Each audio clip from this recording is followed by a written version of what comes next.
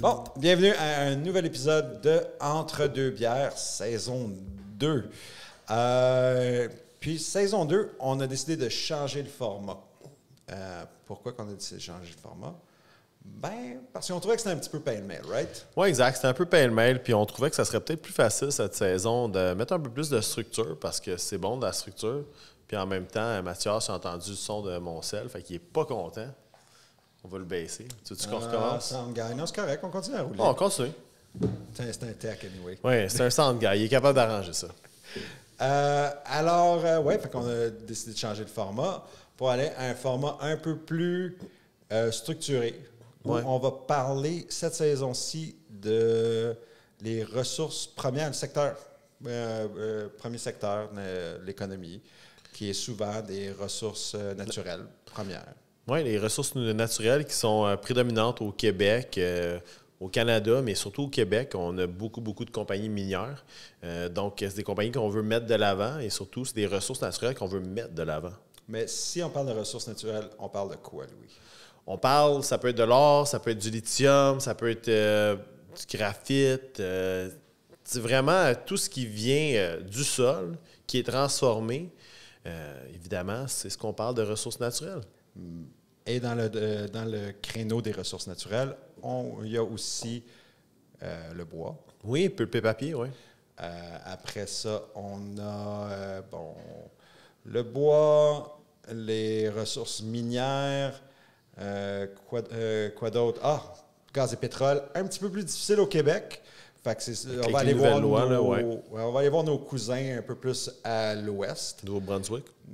Et à l'est, c'est vrai. Ouais, Nouveau-Brunswick, des gros dépôts de gaz naturel, de pétrole, qui est en ce moment, juste en passant, vraiment à l'actualité par rapport à ce qui se passe en Ukraine. Alors, l'Ukraine, en fait, a fait vraiment, là, sur les marchés, a fait réaliser à beaucoup de personnes, « Oh shit, ressources naturelles! » Ouais. Super important. Bien, ça influence tellement nos vies, que ce soit pour la production même des microchips qu'on utilise. Évidemment, il y a beaucoup, mais je dis beaucoup de ressources naturelles qu'on met dans ces produits-là. Et surtout, comme Jean-Michel mentionnait, le gaz naturel, on regarde le prix du gaz naturel qui a carrément explosé dans les derniers mois. Le pétrole, qui on pensait était pour reculer, qui est quand même retourné à des prix historiquement hauts. Donc, c'est d'actualité. Il est temps qu'on parle de ressources naturelles et surtout qu'on vous présente des compagnies ici au Québec qui ont des beaux projets que vous pourriez probablement encourager. Oui, et puis, à l'exception, c'est pas toujours, on ne considère pas ça habituellement dans les ressources naturelles, mais je pense pour le but de la saison, j'ai pensé inclure l'agriculture. Puis l'agriculture en général, fait qu'on parle de la nourriture et on parle aussi des grains. Oui. Et en parlant de grains, c'est un bon segue pour présenter Domaine Bertillon, avec une nouvelle bière que j'ai essayée avant, mais qui est honnêtement tellement rafraîchissante. On vous la présente ici aujourd'hui. C'est la bière l'Elfe Blanche à l'hibiscus. Domaine Bertillon, ils ont déjà l'Elfe Blanche, mais l'Elfe Blanche à l'hibiscus qui est vraiment unique à cette année, qui est le label, évidemment, de Domaine Bertillon sont toujours incroyablement beaux. Il y a beaucoup de travail et d'efforts qui est mis dans ces labels. Donc, Domaine Bertillon, on va regarder ça, mais surtout, on va l'essayer, là, Jean-Michel. Puis honnêtement, elle est super froide. Puis ça donne vraiment le goût d'en boire une. Ben écoute, on va en partager une parce que. Ouais. À moins que tu vas boire tout ça. Non, on va en partager si tu veux. Regarde, on va mettre le son pour que les gens entendent. Nice. Ouais. Fait qu'allons voir ça. Fait que je te laisse-tu faire les honneurs? Oui, écoute, on va faire un petit pour. Ici, regarde la couleur. Une belle couleur en blonde, mais ambrée quand même. On voit vraiment le rose. Oui, la teinte de l'hibiscus. C'est vraiment nice. Oui, vraiment. Vraiment nice. Très belle bière. On va la finir ici. Awesome. Parfait. Alors. Essayons ça. Cheers. Cheers. Vraiment des bonnes saveurs, des bonnes odeurs. Puis honnêtement, pas sucré. Moi, habituellement, j'ai toujours une peur avec les blanches parce que des fois, tu tombes dans le sucre. Puis là, c'est comme, boire du Kool-Aid ou boire de la limonade. Ouais. Si je voulais boire une limonade avec de l'alcool, je me prends une limonade avec de la vodka puis du soda. Sérieux, c'est light, c'est refreshing, c'est vraiment là, comme. Moi, je la mettrais dans le domaine version, là, vraiment dans mon top 5, tout de suite en partant. C'est une bière d'été. Oh, ouais, je pourrais, honnêtement, là, boire ça là, tout l'été, là, ça serait pas pire. Et vu que c'est la saison des barbecues et les parties, tout ça, ça se marie super bien à tout. Et aussi, c'est friendly. C'est juste à 4,5 % d'alcool. Alors, c'est de la même version, miam la bière forte. Mais celle-là est vraiment à ta pointe. Celle-là, je trouve qu'elle est vraiment saisonnière parce qu'à boire 2-3 de la même version, mais habituellement, tu finis sur le cul. Elles sont super bonnes, mais ouf! Celle-là, tu peux vraiment te faire une belle soirée puis être pas trop magané le lendemain. Puis un petit conseil aussi à tout le monde, si jamais vous ne trouvez pas cette bière-là, puis vous la voulez, appelez votre épicerie. Demandez qui contacte les gens de même version, qui contactent leur distributeur. Allez la chercher, sérieux. Des super de bons produits pour toutes les saisons. Domaine version, vraiment, allez voir, ou du moins, allez sur place. Ils ont une belle terrasse, des feux. Amenez votre pique-nique, faites-vous un lunch. Tu peux même amener votre roulotte. Ils ont, je pense, 2 ou 3 espaces de roulotte que tu peux aller avec, je pense, je ne veux pas dire Tuango, Torango, ou allez voir ça. On vous mettra le lien dans la vidéo, mais sérieux, allez voir Domaine version, soit sur place ou, si vous ne voyez pas leurs produits, demandez à votre épicerie de les tenir. Puis si jamais, vous pouvez toujours aller sur leur site web puis leur poser la question. C'est où les points de vente? Je suis sûr que Eric et Carl vont faire plaisir de répondre à n'importe qui veut. Et ce qui est intéressant aussi, c'est on oublie qu'au Québec, quand on a des microbrasseries, évidemment, il faut les encourager parce qu'ils utilisent des ressources naturelles, mais en même temps, qui dit microbrasserie dit souvent aussi start-up. Nous, chez Inversio, nous-mêmes, on est un start-up. Mais ces gens-là, malgré qu'ils sont distribués dans des épiceries, malgré qu'on les retrouve un peu partout, du moins on espère bientôt les retrouver partout, c'est un start-up, c'est une petite équipe. Fait une autre raison pour encourager les microbrasseries de notre coin parce que ça fait travailler du monde, ça fait rouler l'économie. L'économie locale. Exact. Et en plus, on utilise des ressources naturelles du Canada. Fait que j'encourage, puis je vous invite à encourager aussi. Puis ça pourrait être intéressant d'avoir Carl. Parce que Carl, qui est propriétaire de Domaine Vertion, il pourrait venir nous parler de l'agriculture. Oui, ça serait très cool, ça. Carl est aussi un agriculteur. Alors... Carl qui semble porter plusieurs chapeaux. Fait que non, ce serait le fun d'avoir Carl et Eric ici pour venir peut-être présenter leurs produits un peu. Mais sur ça, guys, on vous invite à la nouvelle saison. Mm-hmm. On pense que vous allez aimer un peu plus de structure. On a hâte de vous présenter des compagnies d'ici, des compagnies qui ont des projets au Québec. Puis juste comprendre les concepts. Ouais. Parce que... fait d'hiver, la semaine passée, on a tourné à Val-d'Or. On est allé à Val-d'Or. On a pris notre tech, Mathias. Le gars de son là, qui est ici. Oui, le fatigant. Puis on est allé faire, honnêtement, j'ai fait vraiment trop long de char avec lui. Dude. Le retour, c'était magnifique. Ça a été comme Joe Rogan podcast tout le long. Puis silence parfait, c'était comme... Il est pas super. J'étais comme en vacances mentales. Il est pas super. Alors, mais on est allé... C'est comment à Val-d'Or? C'est comment? Ben, c'est assez intéressant. Puis je pense que c'est un beau glimpse de juste une des ressources naturelles qu'on a au Québec en vraiment beaucoup. C'est le domaine minier. Et j'ai vraiment eu la chance de m'éduquer sur c'est quoi le domaine minier, mais sur différentes facettes, oui, c'est le bon mot. C'est différentes facettes parce que souvent on pense exploration minière. Ben, exploration minière, bro, c'est pas qu'est-ce qu'on pense. En fait, c'est qu'est-ce qu'on pense. C'est carrément des gars ou des personnes, des femmes aussi, parce qu'il y en a maintenant des femmes, qui vont puis qui regardent un bout de terrain, qui déposent qui prennent possession temporaire d'un périmètre et ils essayent de trouver des sources de minerais. Ça a l'air complètement wild comme ça, là, mais c'est littéralement, on est dans le milieu de nulle part. Ils essayent de trouver des roches. Ça me fait penser au gars là, qui était à la plage là, avec son metal detector. Là. Exact, c'est à peu près ça. Puis là, t'es comme, what the fuck? Là, moi, je m'attendais à quelque chose, mais il y a de la science, il y a de la vraie science en arrière. Mais avant qu'il arrive à de la science, il y a vraiment du prospectage. Être un prospecteur, là, c'est c'est une vocation. Alors, tu vas sur le terrain avec un géologue ou là, souvent, ils sont géologues eux-mêmes. Puis là, ils regardent la roche. Puis là, c'est comme, huh. Le breakdown et tout, la qualité. Ah, on n'est même pas rendu là. Non, là même c'est pas. carrément, là, c'est comme, huh. Puis on va regarder on va retourner dans le temps, on va aller à l'histoire, puis on va voir si dans le coin, il y avait des gisements intéressants. Là, on va tomber dans de la science. Mais à prime abord, c'est des gars qui marchent dans un champ ou dans un bout de forêt, puis qui cherchent un gisement. Fait que c'est des gars qui font, dans le fond, une randonnée sur un terrain qu'ils ont loué, là.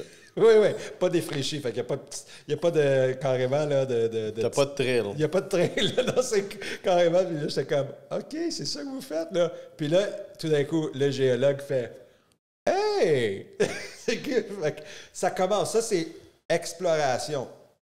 Puis on est allé voir, puis en passant, ben, on a vu, il y a à Val-d'Or, vraiment à l'entrée du village, il y a Eldorado Mines, que eux, ils sont pas dans l'exploration, ils sont dans l'exploitation.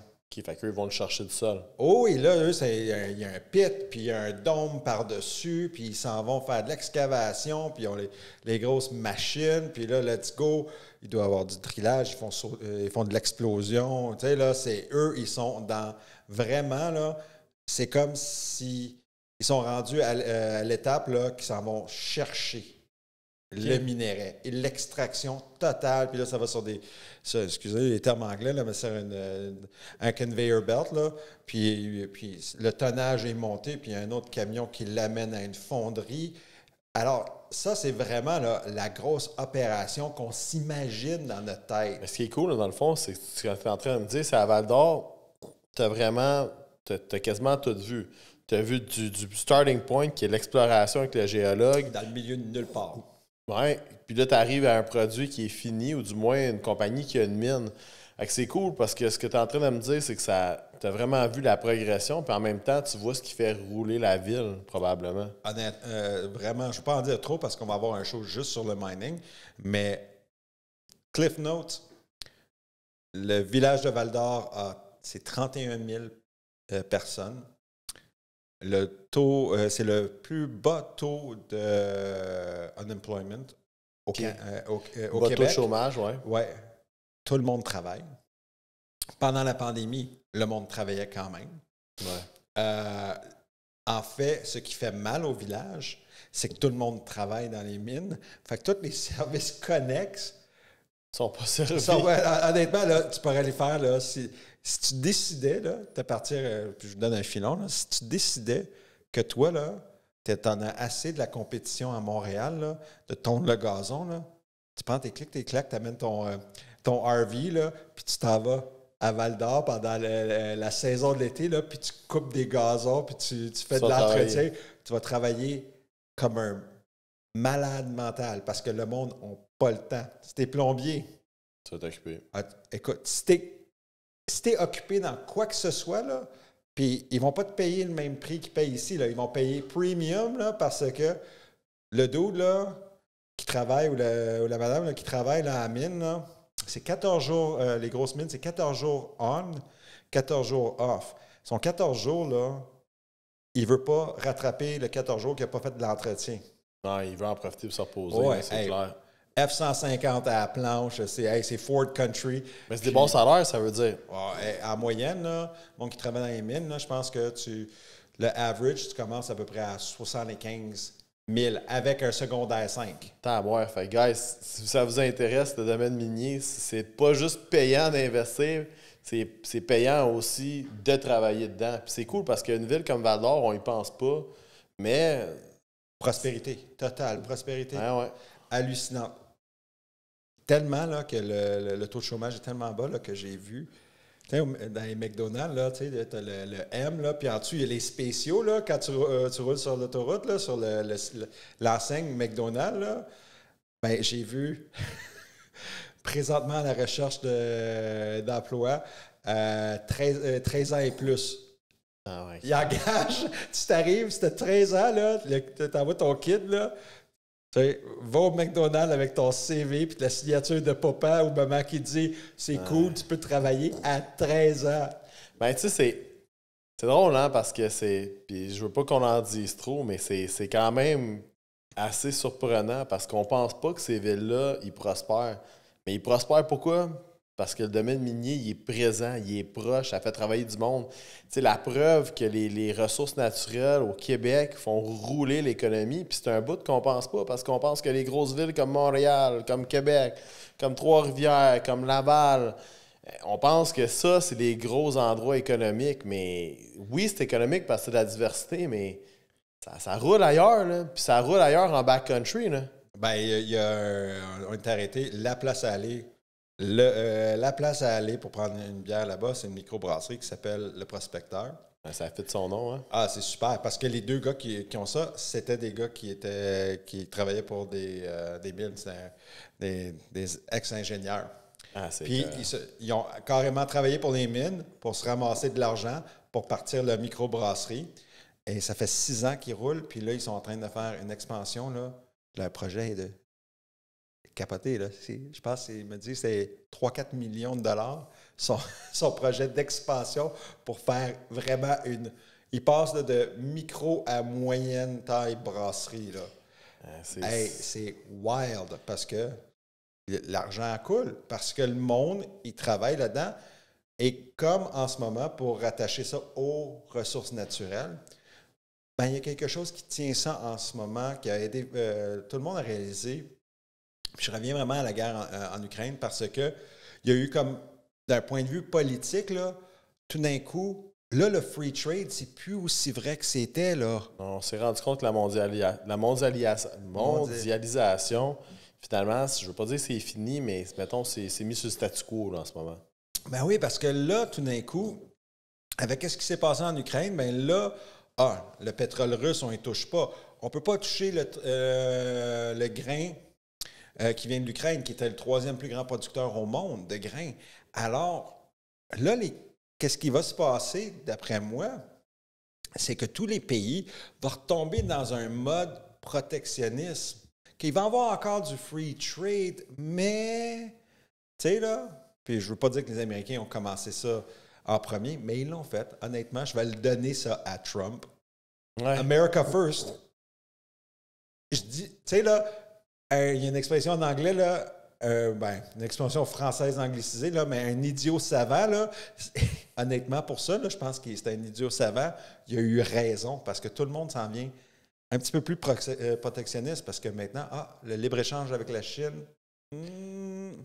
Écoute, il ne faut pas donner tous les sujets tout de suite, mais tout ça pour dire, guys, bienvenue à la nouvelle saison. On espère que vous allez aimer. Comme on vous dit, ça va être plus structuré, puis on va aborder des sujets qui vont être ça coche, comme on dit.